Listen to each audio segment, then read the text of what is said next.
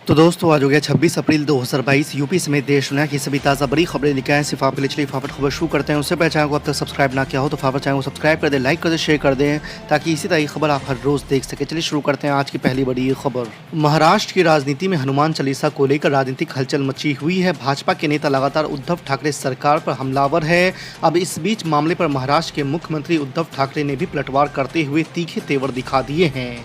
उन्होंने कहा है कि हनुमान चालीसा पढ़नी है तो घर पर आकर पढ़िए, इसका एक तरीका होता है, लेकिन दादागिरी करके मत आइए।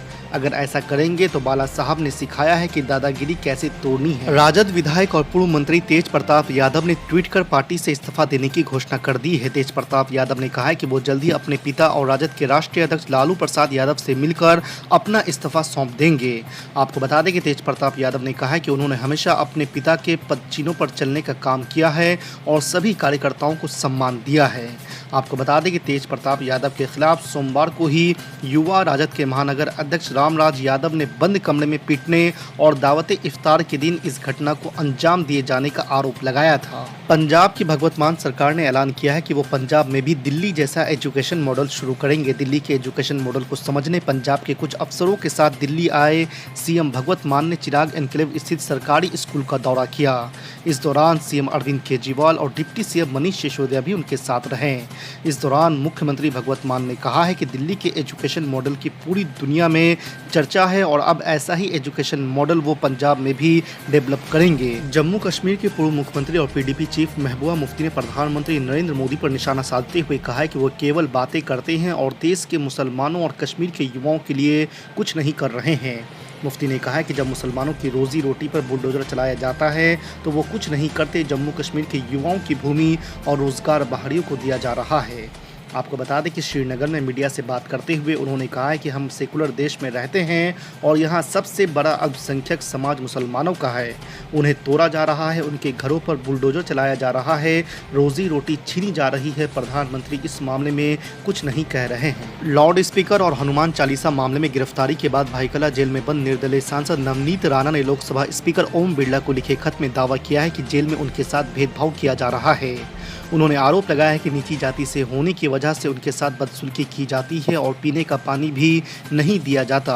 नवनीत राणा ने जेल प्रशासन पर गंभीर आरोप लगाए हैं। स्पीकर को लिखे खत में उन्होंने कहा है कि जेल में मानव अधिकारों का भी ध्यान नहीं रखा जा रहा है। उत्तर प्रदेश की सियासत में इन दिनों आजम खान का नाम सबसे ज्यादा चर्चा में है। अब आजम खान ने समाजवादी पार्टी के प्रमुख अखिलेश यादव से नाराजगी की बात सामने आई है तो तमाम सियासी दलों के नेता आजम खान से मुलाकात को आतुर दिख रहे हैं।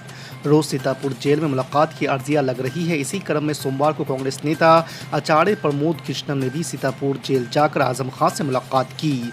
आपको बता दें कि दिलचस्प बात यह है कि एक दिन पहले ही आजम खान से मिलने के लिए सपा विधायक रविदास मल्होत्रा सीतापुर जेल पहुंचे थे, लेकिन उन्हें बेरंग ही लौटना पड़ा। पता चला था कि आजम खान ने उनसे मिलने से ही इनकार कर दिया। आपके कैमरा एक आंख के अंधे हैं।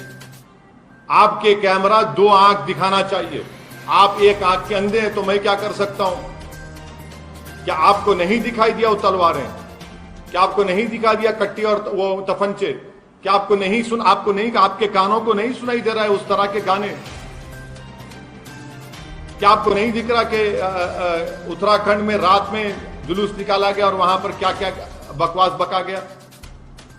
आप दिखाइए, आपका इख्तियार है, मैं रोक नहीं सकता आपको, मगर मेरा काम है जो सच्चाई बोलता रहूंगा। चाहे मुझे ना दिखाओ, आप उसको भी बंद कर दो। क्यों आपने पुलिस परमिशन आप खुद कह रहे नहीं दिया, तो पुलिस का वहां पर इंतजाम क्यों नहीं था? तो इसका मतलब यह कि आपने कहा कि तलवार लेकर जाओ बेटा, तफंचा साथ में लेकर जाओ, गाने बजाओ वहां पर। सब आपके पास है ना, टेक्निकल चीजें आपके पास हैं, हर चीज आपके पास है। आप रोकते क्यों नहीं? मंत्री हैं आप। अगर आप लोग ये दिमाग बना, जितने भी पावर में है, जो स्टेट में चीफ मिनिस्टर्स हैं, चाहे कांग्रेस के हो, बीजेपी के हो या नॉन कांग्रेस के हो, अगर आप लोग ये तय कर चुके हैं कि मुसलमान ही जिम्मेदार है, तो फिर इंसाफ कभी नहीं हो सकता। अगर आप जस्टिस चाहते हैं तो इंक्वायरी कमीशन लगाओ, लगाकर मालूम करो क्यों हो रहा है सब चीजें। ये मैं तो शुरू से कह रहा हूं, आप जहां रिस्पेक्टिव आप जाकर दिल्ली हाईकोर्ट को बोलिए, सिटिंग हाईकोर्ट जज दीजिए, चलिए तहकीकात कराइए। पुलिस का क्या रोल था, पुलिस ने परमिशन दिया, पुलिस ने अगर परमिशन नहीं दिया तो कौन जिम्मेदार, अगर पुलिस ने परमिशन दिया तो कौन से रूट का परमिशन दिया, और अगर तलवारों का परमिशन दिया था कि पुलिस ने, तफंचों का परमिशन दिया था कि पुलिस ने, सब पुलिस को बताना पड़ेगा और कैसे सच्चाई सामने आएगी। आप लोग इंटरनेट पे देखते होंगे, हैं? अगर YouTube पर जाएंगे तो YouTube पर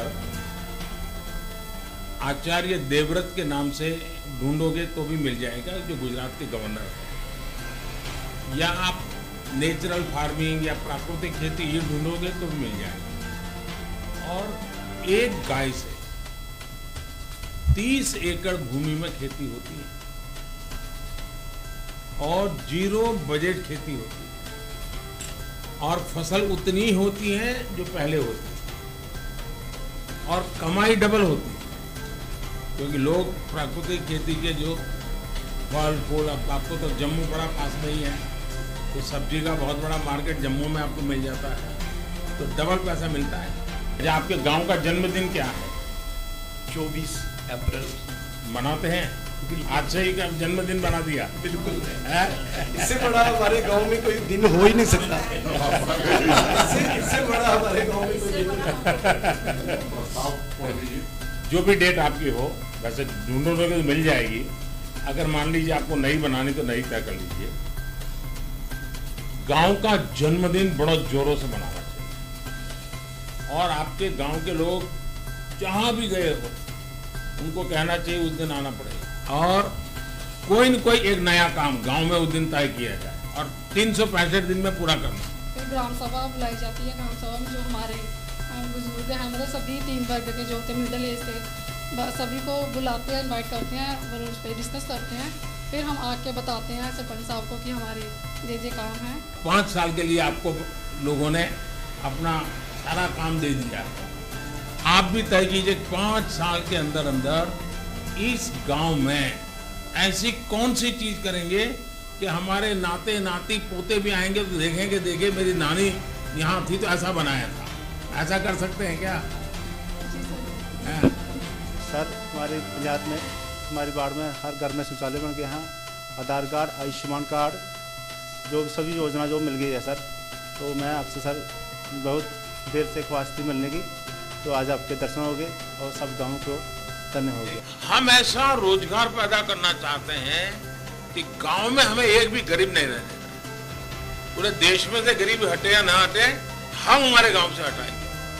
मैंने अपने जीवन में ऐसी बात पहली बार सुनी थी। हम बोले कुछ न कुछ ऐसी प्रवृत्ति करेंगे, हर किसी को काम देंगे, हर एक को कम से कम इतनी इनकम उसकी व्यवस्था करेंगे। ये बिल्कुल ही सामान्य पढ़ी लिखी पंचायत की महिलाओं का संकल्प था।